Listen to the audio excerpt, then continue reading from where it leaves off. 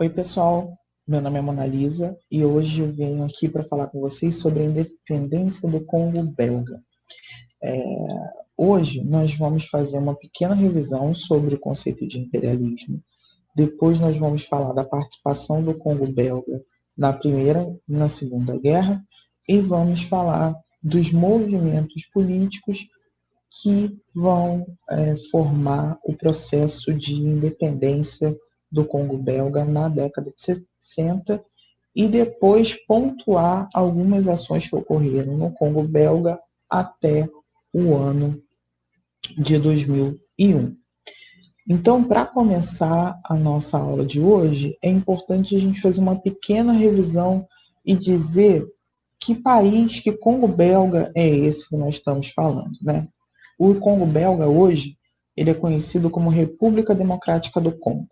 Ele também já se chamou Zaire, né, durante um período. A capital da República Democrática do Congo é Kinshasa. A independência formal se deu em 30 de junho de 1960.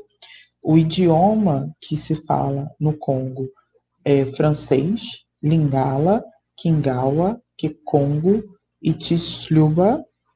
É complicado assim mesmo. A moeda é o franco congolês e as principais religiões são o catolicismo, o protestantismo e o muçulmano, né? Então é importante a gente pensar como esse país foi construído. Primeiro vamos fazer uma revisão sobre o que foi o processo de imperialismo no Congo belga, né? O Congo belga, depois da Conferência de Berlim, ele virou propriedade do rei Leopoldo II da Bélgica. Isso fez com que esse território fosse dominado por parceiros escolhidos pelo rei Leopoldo II. Então, basicamente, foi uma colônia de exploração para enriquecimento da Bélgica. É importante a gente lembrar que, nesse período, a exploração da borracha era uma forma de enriquecimento, de lucro e de potencial de exportação para a Bélgica, utilizando o Congo como esse lugar de exploração.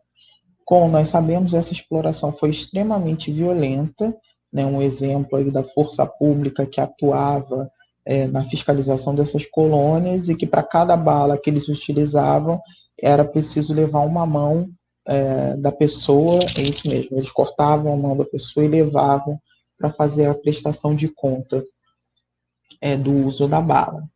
Esses processos, né, esse processo ali entre 1906 e 1908, ele começa a ganhar uma pressão internacional, porque os organismos internacionais começam a ter conhecimento sobre o que acontecia nesse Congo, né, nesse Congo de Leopoldo, e é muito interessante porque o Leopoldo era visto por uns fora do Congo como uma pessoa benemérita, uma pessoa que cuidava, que era uma pessoa altruísta. Entretanto, o seu modus operandi dentro do Congo era de extrema brutalidade e violência, né? Então, com essa pressão internacional, o governo congolês, já em 1908, decide oficializar a colonização belga no Congo, né? E, portanto, muda o nome para Congo belga. E, né, dentro desse processo de colonização, o primeiro ponto é criar uma carta colonial. E nessa carta fica estabelecido que atos de violência, como os cometidos pela força pública, não serão mais admitidos. Entretanto, isso não é verdade, porque na prática, nos pequenos vilarejos, esse tipo de dominação pelo uso da força continua sendo praticado e exercido pela força pública e por outros grupos. É importante dizer que a administração, então, do Congo belga, passa a ser feita pelo ministro das Relações Coloniais, que fica na Bélgica, e quem está presente como poder máximo dentro do Congo é um governo geral, um governador geral, também formado por um belga e que usava de 6 regiões administrativas, cada região administrativa tinha um vice-governador e as suas províncias também tinham as lideranças. Então, era uma descentralização desse poder, mas com a mesma lógica belga, e não uma lógica de inclusão e de participação e fortalecimento populacional. Não houve isso. E isso nós vamos perceber, por exemplo, quando nós sabemos que o acesso à educação superior ele só vai se dar em 1954. Né? Então, temos aí de 1908 até 1954 um gap enorme na concessão de educação, saúde. Quem tem papel fundamental dentro desse processo, assim como quem denunciou o processo imperialista que se dava no Congo, são os missionários, sobretudo os missionários ingleses. Então, eles também são responsáveis, junto com a Igreja Católica, pela formação básica, né, e uma formação básica ainda muito precária, porque não atingia todo o território do Congo belga, então era preciso contar com esse apoio dos missionários para conseguir fazer uma educação de base para essa população. Então, veja, de 1908 até o início da Primeira Guerra Mundial, o Congo tem ali uma reestruturação que continua usando de uma economia de exploração, mas que também tenta, com as missões, né, fazer um conserto daquela população, né, daquele povo que ali está. Bom, a participação do Congo na Primeira Guerra Mundial, ela se dá no território africano, né, a Bélgica se alinha se alinha aos aliados em oposição ao governo alemão, né, a participação alemã. Então há uma aliança aí anglo-belga que vai fazer uma invasão na África Oriental Alemã, que também faz divisa com o Congo belga naquele momento. Eles vencem adentram a isso, e no Tratado de Versalhes a Alemanha tem que ceder uma parte para a Bélgica da África Oriental Alemã. É importante dizer que a borracha, também produzida pelo Congo, é vendida, né? Mas há uma queda nesse mercado. Então, quem assume a liderança como mercado de exportação é o cobre, que anteriormente era vendido para a Alemanha, mas que passa agora, nesse momento, a ser vendido para os britânicos. A exploração de diamantes e de ouro também há um crescimento durante esse processo da Primeira Guerra, e há a instituição do cultivo obrigatório de algodão, café e amendoim no território, ou seja, essas colônias acabam sendo obrigadas a produzir determinados produtos para exportação durante esse período da Primeira Guerra. Então, no Entre Guerras, você tem aí uma pujança econômica, sobretudo até 29, né? Então você tem um crescimento econômico promovido por essa exportação feita durante o período da Primeira Guerra. O crash de 29 também reflete nessa população, então há um desemprego considerável, mas não tão grande quanto o que vai acontecer na Segunda Guerra, pós-Segunda Guerra Mundial. Então vem a Segunda Guerra Mundial, toda a exploração feita no Congo belga, ela vai servir para manter o governo belga na Inglaterra no exílio, após a invasão da Alemanha do território da Bélgica. Então, no território africano também há reprodução desse conflito. Então, você tem a força pública que monta um exército também com Congo-belgas que vão lutar na Etiópia e que vão lutar em Assoça. Em Assoça eles vencem na Etiópia também. Há uma liderança desse momento.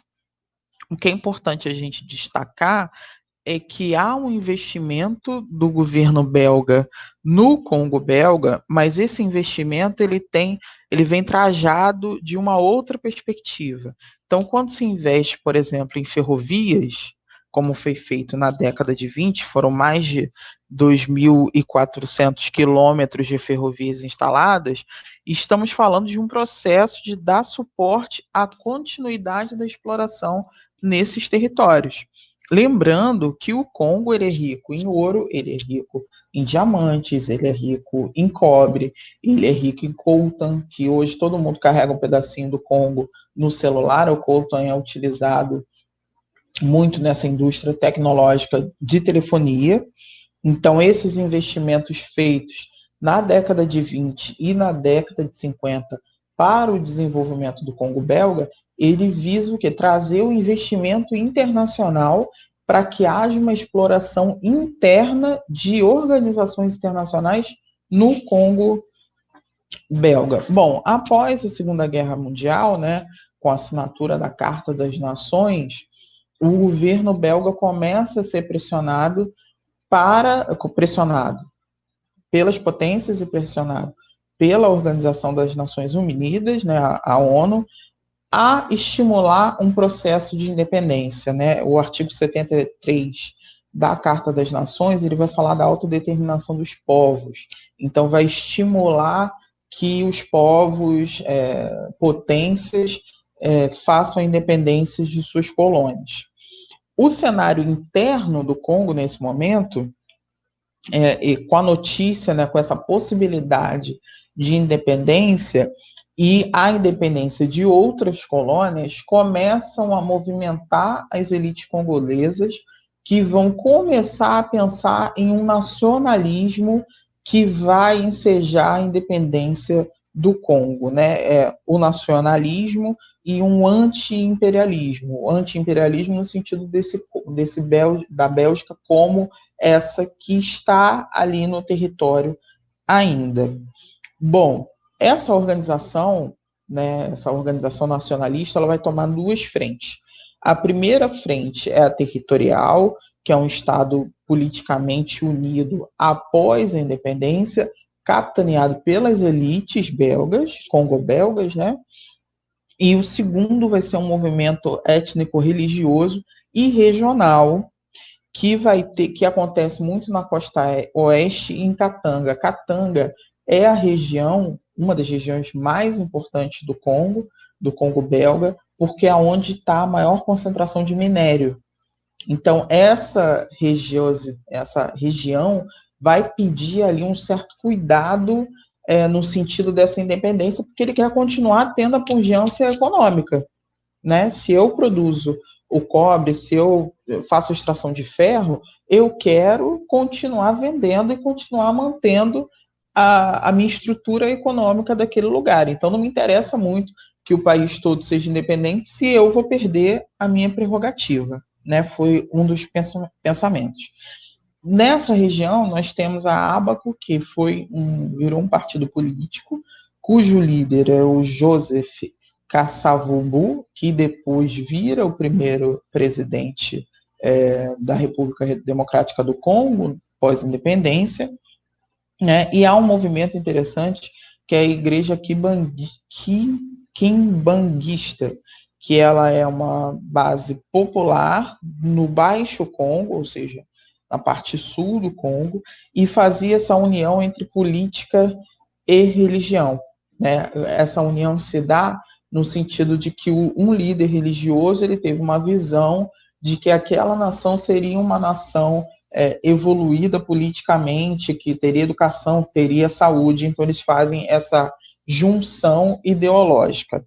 Bom, dessa junção ideológica, né, dessa corrente, o nacionalismo étnico-religioso ele ganha força, né? Em 1957, o governo colonial investiu nas primeiras eleições municipais. Essas eleições elas são eleições fracassadas e ainda elas foram fracassadas no sentido de que outros movimentos do entorno africano tinham dado um resultado positivo para a independência. Então, nós temos a independência de Gana em 1957, e em 1958, uma visita do presidente Charles de Gaulle, o presidente francês na época, que vai até o Congo francês, que é uma uma divisão de 4 quilômetros por um rio, do Congo belga para o Congo francês, e no discurso ele diz, ele propõe que as colônias francesas façam uma livre associação com a França ou um processo de independência. Isso reflete no Congo belga como um estímulo à luta por essa independência. E aí, em 1958,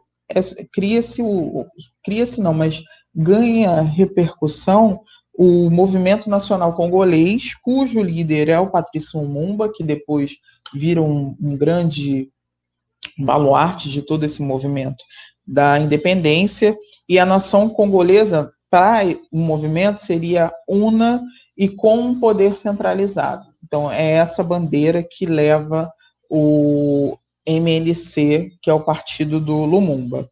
Bom, o governo belga, em contrapartida, tenta apresentar, né, um programa gradual de independência. Obviamente, eles não queriam perder o recurso que era extraído da colônia, né? Então, esse processo lento acaba sendo interrompido por uma série de levantes e tumultos internos que tomam a capital da cidade, né? Houveram mortes nesses conflitos e, com isso, em 1959, o rei Baduin, que é o neto do Leopoldo II, faz uma visita no Congo belga e é recebido com protestos, né? Em alguns lugares ele é recebido com vida longa ao rei, em outros lugares ele é recebido com protestos, porque as pessoas estão irritadas com a prisão do Patrício Lumumba. É importante lembrar que o Lumumba ele tem uma formação escolar, né? Então ele tem um título que garante a ele o acesso à educação na Bélgica. Ele vira carteiro, ele participa de ações, ele vai para a Bélgica e quando ele volta, já envolvido nos movimentos políticos, ele é acusado de ações contra a colônia e é preso. Mas ele é tão influente nas suas atuações políticas que em 1960, quando um grupo de líderes políticos congoleses são convidados a Bruxelas para discutir o processo de independência do Congo, o Lumumba sai da prisão e participa dessas ações. Então, nesse evento de 1960, é instituído que em maio daquele ano haverá uma eleição, que acontece nessa eleição após a aliança política entre o ABACO e o MNC, há a vitória do Joseph Kabila-Wumbu, que vira o presidente, e o Patrício Lumumba, que vira o primeiro-ministro.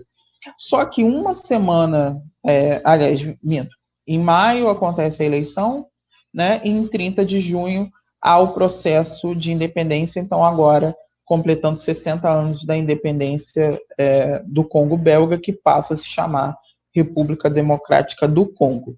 Bom, uma semana depois da República Democrática do Congo estar num processo de independência, há uma rebelião dentro da força pública, que era essa força, um exército organizado, né? Alguns dizem que é milícia, outros dizem que é exército, vai ganhando novas características no decorrer do tempo. Então, há uma uma revolução intra a força pública, em que os oficiais belgas são forçados a deixar o poder, né, que a maioria dessas instituições eram formadas por pessoas belgas. Com isso, há uma intervenção do exército belga e das Nações Unidas, que evacuam cerca de 80 mil belgas que viviam no Congo, né? Eles começam a ser agredidos de forma violenta. O governo do Kasavubu começou a ser questionado por conta dessas respostas, que ele não dava a esse conflito, né, essa rebelião dentro da força pública, e ele destitui o Lumumba do cargo de primeiro-ministro. O Lumumba, então, tenta fugir para o leste do Congo, e nessa tentativa de fuga ele é capturado e ele é executado com o apoio da CIA e com o apoio do governo belga, e o governo belga só veio reconhecer isso em 2002. Então, em 1961, Lumumba é assassinado. Depois disso, o Kasavubu é derrubado do governo com o apoio da ONU, com o apoio dos Estados Unidos, e quem assume é o Joseph Desiré Mobutu. O Mobutu assume, e ele assume com uma promessa de tentar acalmar os ânimos intra-Congo. Só que o que acontece é que ele toma o poder e vira uma ditadura. Então, essa ditadura se dá no Congo, com a participação do Mobutu, que depois vira Mobutu Seseko Seko, que é o comandante do exército congolês. Então, ele faz uma ditadura e muda o nome do país de Congo, República Democrática do Congo, para Zaire. Então, de 1965 a 1997, ele fica no poder nessa ditadura, né? Primeiro ele fica numa administração até a década de 70, depois ele ganha as eleições de 70 e permanece no poder até 97, quando ele é destituído. E começa a Primeira Guerra do Congo, ou conhecida como a Grande Guerra da África, né? O Seseko, ele sai do Zaire e pede asilo no Marrocos. Quem assume é o Laurent Désiré Kabila, em 97, que fica no poder até 2001, retoma o nome de República Democrática do Congo. O Kabila, ele é assassinado em 2001 e quem assume o governo é o filho dele, o Joseph Kabila, que fica de 2001 até 2019, e o Joseph Kabila, então, faz parte dessa Segunda Guerra do Congo, que se deu de 1998 até 2003, e que matou 3,8 milhões de pessoas, fora um número descomunal de deslocamentos para refúgio que ocorreram nesse período. Essa Segunda Guerra do Congo, ela é muito motivada pelos conflitos de Ruanda. Então, os refugiados que vinham de Ruanda para o Congo belga, então há um conflito. Para encerrar aqui o nosso papo de hoje sobre o Congo belga, eu quero falar com vocês o seguinte.